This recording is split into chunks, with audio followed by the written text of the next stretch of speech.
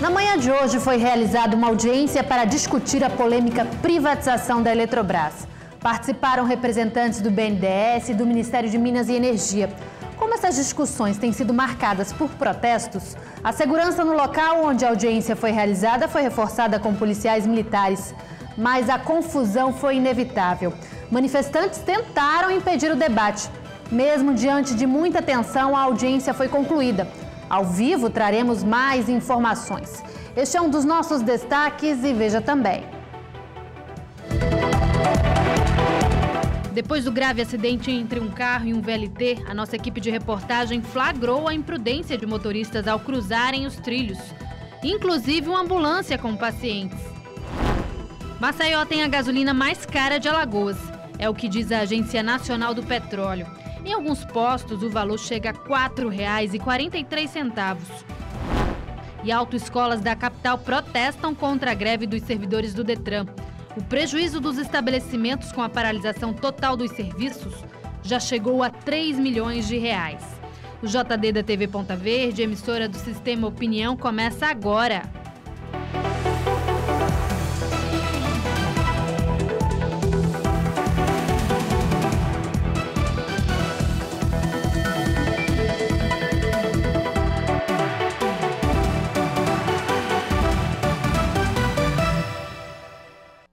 Boa tarde.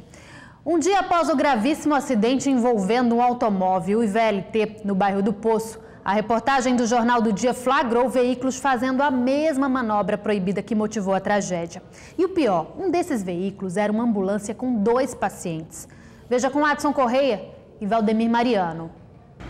Um dia após o acidente, o VLT voltou a realizar o trajeto. No chão, as marcas de sangue continuam. E um arranjo com flores foi deixado em homenagem às 2 vítimas que morreram no acidente. Neste trecho onde ocorreu o acidente, os motoristas insistem pela conversão errada. Este motorista faz uma manobra arriscada. Veja que ele fica parado em cima do trilho. Flagramos também uma ambulância da cidade de Capela fazendo o mesmo erro grave. Além do motorista, existia 2 pessoas doentes dentro do carro. Companheiro, rapaz, está com pressa? Tô. Você soube ali que você fez uma conversão errada? Vou fazer o quê? Tá indo pra onde agora? Pro PAN. Pra o PAN? É. Aí teve que fazer essa conversão errada mesmo. Foi. Neste ponto, a placa indica que os motoristas devem seguir em frente. Este mototaxista assiste cada situação absurda que chega a assustar. A SMTT só quer cobrar, mas também não faz os procedimentos certos, porque o certo é colocar uma placa também retorno proibido. Tem uma placa ali, mas é uma placa que está sinalizando para ir direto. Mas tem que colocar também retorno proibido, que é aquelas placas que tem o traço no meio. E eles não têm essa sinalização aí. Devido ao grave acidente, a Defensoria Pública de Alagoas enviou recomendações à Prefeitura de Maceió e à Companhia Brasileira de Trens Urbanos. Medidas para evitar novas mortes. Nós achamos por bem fazer uma recomendação para a Prefeitura de Maceió e CBTU para que seja feito um diagnóstico, para descobrir os motivos desse acidente, primeiramente, e que outras medidas de segurança sejam adotadas, já que, aparentemente, as que tem hoje, como aviso sonoro e luminoso, não estão sendo suficientes para alertar os motoristas que são obrigados a cruzar a linha férrea. A CBTU não quis gravar entrevista. Através de nota, informou que a causa do acidente está sendo investigada. Câmeras de monitoramento no trecho que matou 2 pessoas foram solicitadas. Se a CBTU não adotar medidas de segurança, a Defensoria vai entrar com ação na Justiça. Caso não seja resolvido o problema, o caminho é ingressar com ação civil pública. E hoje pela manhã, a audiência para discutir a privatização da Eletrobras junto a representantes do BNDES e do Ministério de Minas e Energia foi marcada por confusão. Ao vivo, mais informações com Ludmila Calheiros. Boa tarde, Ludmila. Oi, Sabrina, boa tarde para você, boa tarde também a todos de casa que nos acompanham aqui no Jornal do Dia. Olha, Sabrina, apesar do forte esquema de segurança montado ali na região onde aconteceu a audiência, a gente lembra que essa audiência foi realizada no auditório da ESMAL, situada ali na rua Cônego Machado, no Farol. Inclusive, a rua precisou ser interditada. A gente acompanha, inclusive, imagens de toda essa movimentação, porque houve tumulto, sim, né? A gente teve alguns trabalhadores, estudantes, sindicalistas também se colocando contra essa proposta de privatização da Eletrobras Alagoas. Inclusive, eles estiveram aí acompanhando essa audiência com faixas, cartazes, apitaços e, inclusive, quando entraram no auditório da ESMAL, alguns deles arrancaram parte ali de uma espécie de alambrado que separava o público do palco. Apesar de toda essa movimentação, de todo esse tumulto, a audiência realmente aconteceu. A gente está aqui agora acompanhado do representante do Ministério de Minas e Energia e também do BNDES para saber como é que se deu toda aí essa audiência. Primeiro eu vou falar com o Ricardo Brandão, que é representante do Ministério de Minas e Energia, inclusive vem presidindo aí essas mesas. Ricardo, como é que vocês recebem aí essa manifestação toda? Na verdade, a audiência, ela existe realmente para fazer esse repasse de informações para a população, né?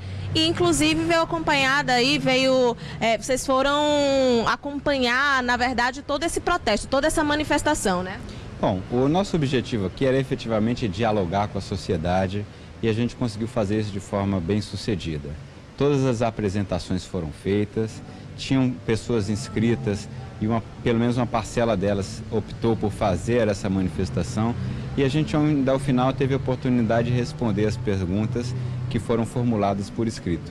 Do nosso ponto de vista, esse processo de desestatização ele tem um foco principalmente em melhorar a capacidade de investimento da empresa, que hoje está bastante deteriorada, e o foco sempre no atendimento, na qualidade para o consumidor final.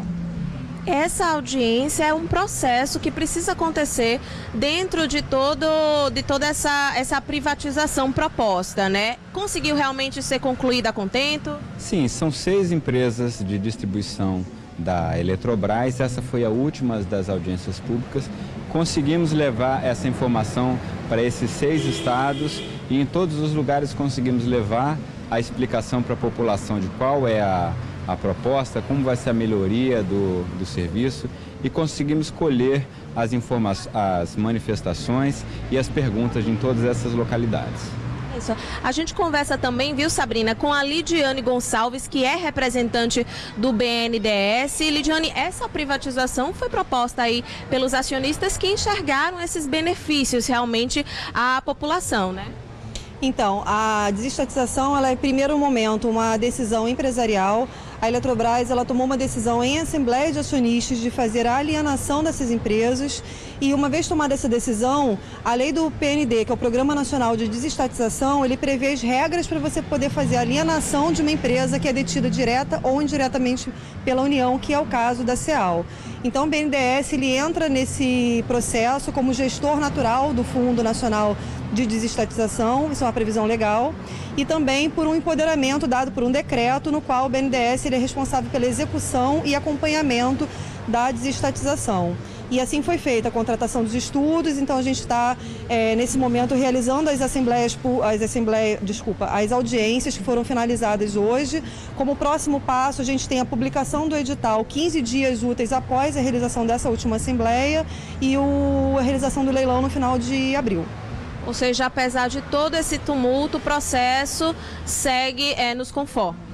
Sim, o rito ele foi cumprido da Assembleia, da audiência hoje e o processo ele continua. E é importante também que a população saiba que a continuidade desse processo é muito importante para o cidadão, para o consumidor, que vai ter um benefício imediato, porque o modelo de leilão prevê um deságio em cima da flexibilização dada pela ANEEL e também com o incremento de 546 milhões que esse investidor novo vai ter que fazer de imediato na empresa, proporcionando um aumento de qualidade para o consumidor e também para o Estado, que consegue atrair novos investimentos. É isso, obrigada pelas informações. É isso, Sabrina, apesar de toda esse tumulto, né, de todo esse tumulto, dos posicionamentos contrários, as informações foram passadas e realmente o processo segue em andamento. A gente volta com você no estúdio. Nós vamos acompanhar todo esse processo de privatização. Ludmila, muito obrigada pelas informações. Até amanhã. A Agência Nacional do Petróleo fez um levantamento e constatou que Maceió tem a gasolina mais cara do estado. O rodízio de caronas e até mesmo enfrentar o nosso caótico sistema de ônibus urbanos pode ser uma alternativa para reduzir os custos. Quando a bomba é acionada, os números passam rapidinho. Poucos litros por um preço cada vez maior. Neste posto aqui, a fila não diminui. Os clientes preferem esperar mais para pagar menos. Procurando os postos que estão com um preço melhor, né? Aí a gente acha aqui um pouco mais abaixo, né? Não tanto. Aí vale a pena ficar na fila. Vale a pena esperar um pouquinho, né? Quando tem um tempinho, aí dá para esperar na fila, sim. Um levantamento divulgado pela Agência Nacional do Petróleo, a ANP, mostrou que a gasolina em Maceió é a mais cara do estado. Em alguns postos, chega a custar R$ 4,43. Segundo o Procon, o poder público não pode determinar o preço dos combustíveis, mas fiscalizar a qualidade do produto. E para facilitar a vida do consumidor, o órgão realizou uma pesquisa nos bairros da capital e vai disponibilizar os dados para consulta. Nós vamos divulgar uma lista de preço.